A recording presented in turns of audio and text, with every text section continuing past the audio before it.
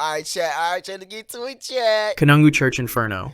On March 17th, 2000, over 500 followers of the movement for the restoration of the Ten Commandments of God gathered in a small church in Kanungu, Uganda. They arrived wearing green robes trimmed in white, singing hymns about the end of the world. Their leaders had promised them ascension to heaven that day. Many had sold their possessions and said goodbye to relatives who hadn't joined the cult. The previous evening, the group had celebrated with a feast of roasted bulls and soft drinks. The church was unusually quiet from the outside that morning. No music played, no voices could be heard in prayer. Around 10 in the morning, residents near the church noticed something unusual. The windows and doors of the building were being boarded up and nailed shut from the outside. Shortly after, the smell of gasoline filled the air. Then came an explosion as flames erupted from the building. Witnesses reported hearing the explosion and seeing fire spread rapidly through the structure. The blaze was fed by gasoline and possibly sulfuric acid that had been poured throughout the building. Leader Dominic Katari Babo had purchased 50 liters of sulfuric acid days before. The intense heat caused the wooden boards covered. You have to be this messed up in the head to do this, bro. Like, what gives you the motive to do this? Like, y'all, like, chat. Like, people are just so weird. It's crazy. Like, the windows to burn. Inside, followers were trapped as the temperature rose and smoke filled the building. The sealed doors and windows prevented any escape. When authorities finally approached the smoldering ruins, they discovered over 500 bodies inside the structure. God dang, you lying. What?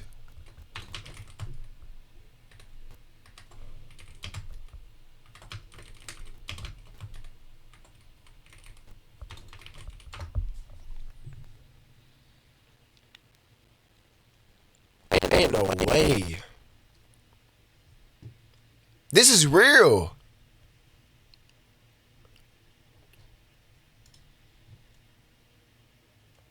Wow. That's it. That's actually crazy, bro. 500. Hold up. It says, who led the king? Oh, wait, so this is not, this is still recent. In March 17, 2025, mark 25 years since the Kangaroo Inferno who claimed over 1,000 followers of the movement of the restorations of 10 Commandments. It was led by Joseph.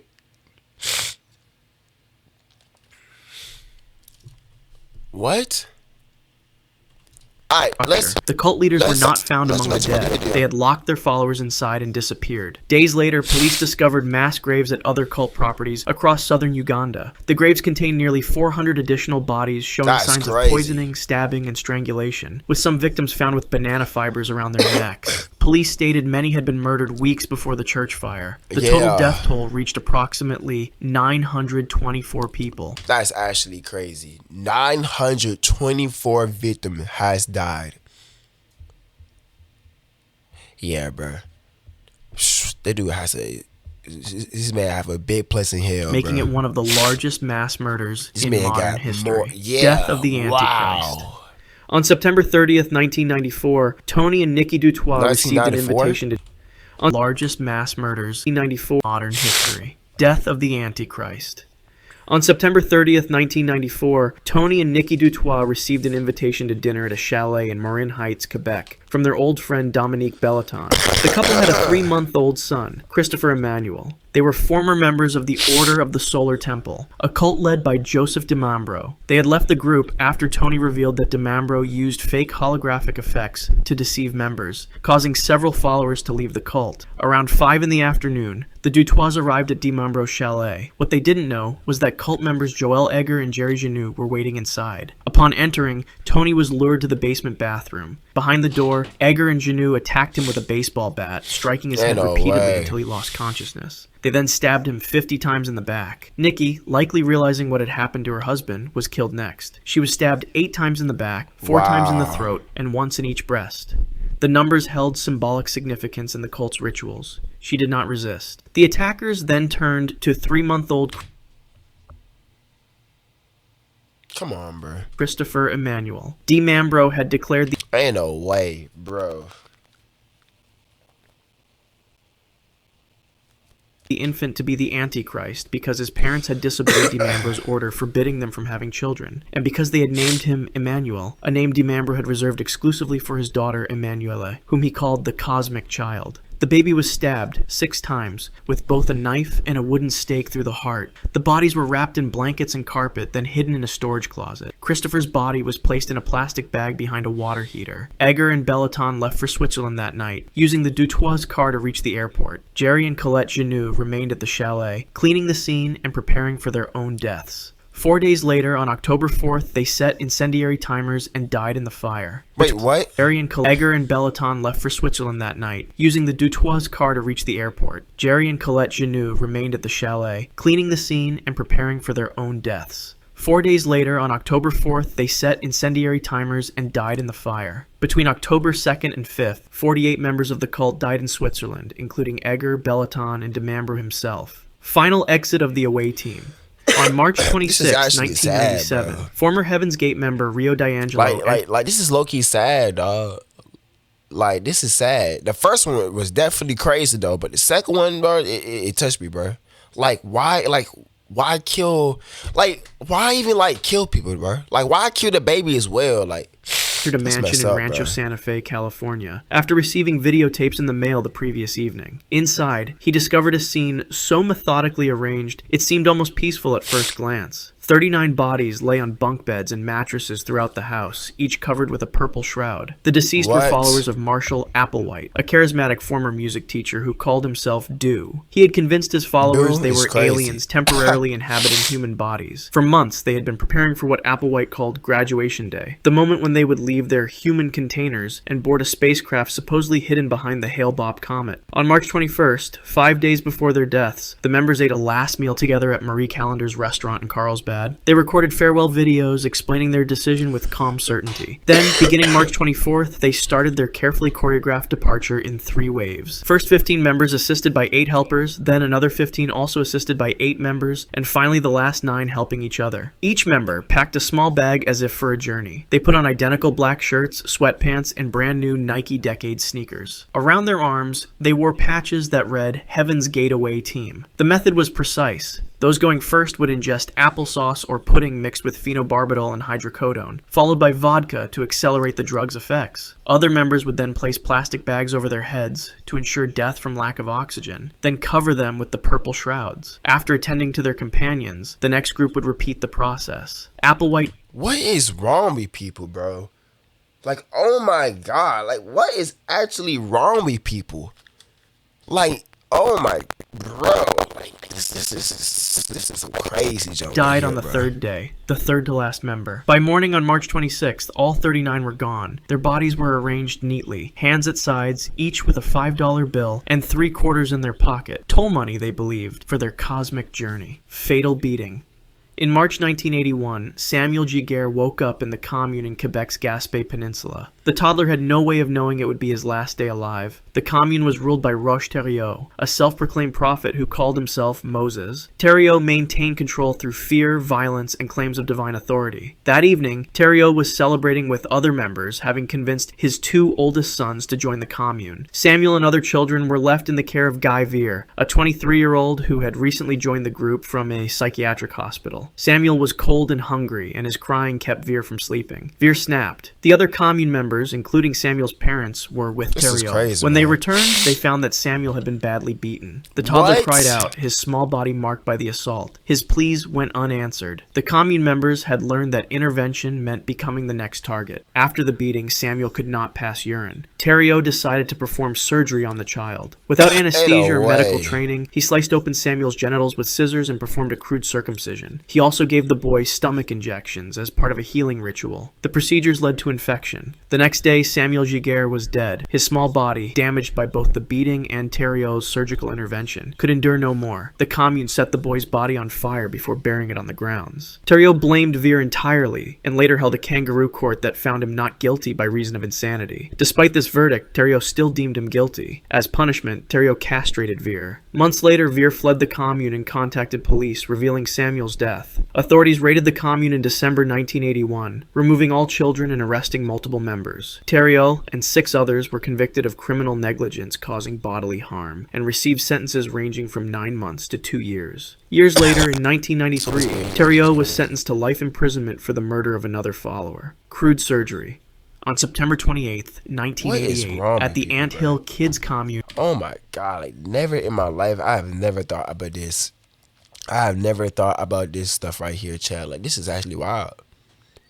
Like, you cutting penis, you burning people, you killing babies, like... In Ontario, Canada, 32-year-old Solange Boilard complained of abdominal pain. Boilard was a devoted follower of Roche Theriot, the self-proclaimed prophet who demanded absolute obedience. When she reported her discomfort to Theriot, he gathered the commune members and announced he would perform surgery to cure her. Theriot had no medical training, but he regularly performed amateur procedures on his followers. That night, he ordered Boilard onto a table and stripped her naked. The other commune members were instructed to hold her down. No anesthesia was provided, no sterilization was attempted. Theriot first stuffed a cloth into her throat, then punched her repeatedly in the stomach before forcing a plastic tube into her rectum to perform a crude enema with molasses and olive oil. With the first incision across her abdomen, the pain was immediate and overwhelming. The cut exposed her internal organs. Blood poured from the wound, soaking through the table and onto the floor below. Boilard remained conscious as shock began to set in, the knife penetrating deeper layers of tissue. Theriot reached his bare hand into the incision. Her body convulsed as he grasped a section of her intestines. With force, Theriot tore out a portion of her small intestine. He then ordered another follower, Gabrielle Lavallee, to stitch the wound closed with needle and thread. Other women inserted a tube down Boilard's throat and blew into it. What in the world? Boilard remained conscious through the ordeal. Her breathing became shallow as her body began shutting down. Digestive chemicals leaked into her abdominal cavity. By the next day, Solange Boilard was dead. What happened next was documented in court submissions. Claiming he could resurrect her, Theriot drilled a hole into her skull and ejaculated into the opening. He ordered other male followers to do the same. When she didn't return to life, he removed one of her ribs to wear as a trophy before ordering her body buried on the commune grounds. Waco Compound Fire. On April 19, 1993, the 51-day standoff between federal agents and the Branch Davidians near Waco, Texas, entered its final phase. Inside the compound, approximately 80 people, including at least 20 children, remained loyal to their leader, David Koresh. Shortly after 6 in the morning, FBI agents used tanks to begin breaching the walls of the compound, inserting CS gas through extended booms. The tear gas immediately began to affect those inside. Adults covered their faces with wet cloths, but the protection was minimal. The gas made breathing increasingly difficult. Bro, I got no words to say, Chad. Like, this is just crazy to me. As approximately 400 canisters were deployed into every room and hallway over several This right hours. here has to be, like, this right here has to be, like, one of the most worst videos.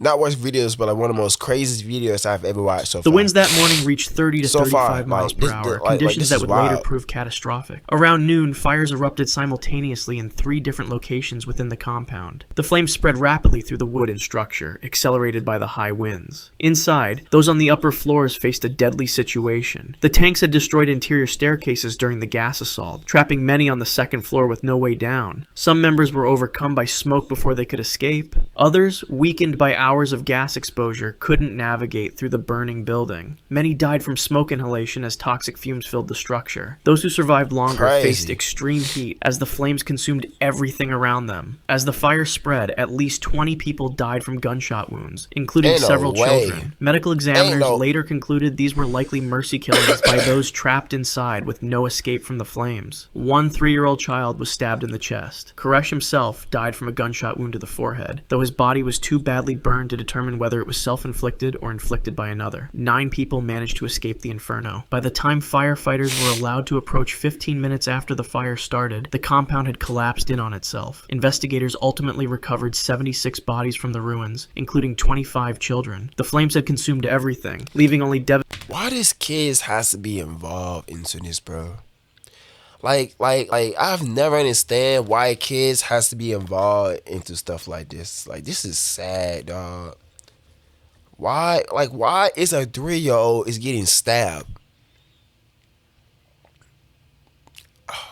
Dog, this This right here, devastation bro. and unanswered questions about the final this moments is making me inside. like mad, Kidnapped but and sacrificed. oh my On March God, 14th, bro. 1989, This 21-year-old right Mark Kilroy was me. enjoying spring break in Matamoros, Mexico. The pre-med student from the University of Texas had crossed the border with friends for a night of celebration. In the early morning hours, Kilroy became separated from his group near a bar. Witnesses later reported seeing him approached by men who lured him toward a vehicle. Kilroy was never seen alive again. Unknown to Kilroy, he had been targeted by members of a drug smuggling cult led by Adolfo Constanzo, who practiced a distorted version of Palo Mayombe, an Afro-Caribbean religion. Constanzo, 26, believed human sacrifices gave him and his followers magical protection from law enforcement. The group operated from a ranch called Rancho Santa Elena, just outside the city. Constanzo had specifically ordered his men to find an American college student for sacrifice. At the ranch, Kilroy was held for approximately 12 hours. Throughout the night of March 15th, cult members tortured and sodomized him. At some point during his captivity, Kilroy attempted to escape, but was recaptured. After hours of abuse, Constanzo led Kilroy to a field. There, he killed him with a machete blow to the back of the neck. Following Kilroy's death, Constanzo removed his brain and boiled it in nganga, the ceremonial cauldron. His brain.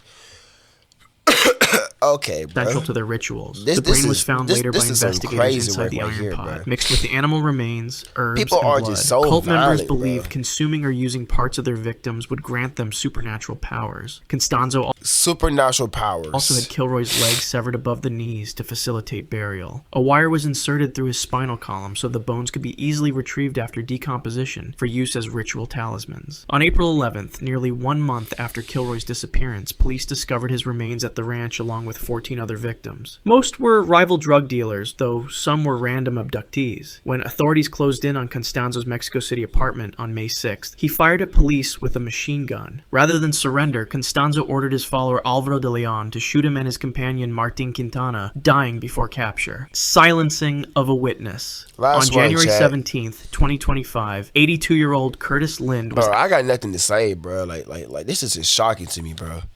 Like, it's crazy how stuff like this, like, this world is just full of wickedness, bro. Outside his property in Vallejo, California. Like, the elderly landlord moved slowly due to his age and injuries sustained approximately 2 years earlier. In November 2022, Lind had been attacked by members of the Zizians, a little-known group that operated from one of his rental properties. That attack had left him partially blinded and seriously wounded after being impaled with a samurai sword. Lind had survived against all odds and was scheduled to testify against his attackers in court that April. His testimony was expected to be the cornerstone of the prosecution's case. Prosecutors alleged the killing was motivated by preventing his testimony. Around 2:30 that afternoon, a figure approached Lind's gated property on Lemon Street. Workers at nearby body shops witnessed what happened next. Standing there was someone Lind didn't recognize, a young man wearing all black with long black hair and a mask. Maximilian Snyder, a 22-year-old data scientist, prosecutors allege, came with intent to kill Lind. According to witnesses, the attacker approached Lind and wrapped an arm around his neck in what appeared to be a friendly greeting. Then he pulled out a long knife and repeatedly stabbed Lind in the chest. Witnesses watched as Lind opened his shirt buttons to reveal blood. The assailant ran down the street. Workers at a nearby auto body shop saw the blood-covered man flee past their business. They took cover, knowing he was armed. But then the attacker returned to the scene. He walked back to where Lind lay bleeding on the sidewalk and slashed his throat. Emergency responders arrived and transported Lind to a local hospital. Despite the efforts of medical staff, he succumbed to his injuries and was pronounced dead. Snyder fled but was arrested 7 days later in Redding, California. He was charged with first-degree murder with special circumstances and faces the possibility of the death penalty. He has pleaded not guilty and awaits trial. If you want to see more videos like this... Chat, I got nothing to say, man. Hold up. Let's read the comments. He said, I find it odd that we call ourselves an intelligent species. Agreed. For real, we say we are smart, but we choose to waste our time creating a device like this instead of trying to help our... I'm saying, bro. This is sad. The most terrifying part isn't the deaths themselves, but how cult leaders manipulate minds. Okay, never mind. One killed a baby and his parents. When those two who killed them When those two got killed, then got to heaven, God denied their interest to his kingdom for murder. I'm saying, this is sad. God, bro. Nothing to say, chat. Nothing to say, bro. This right here is just like...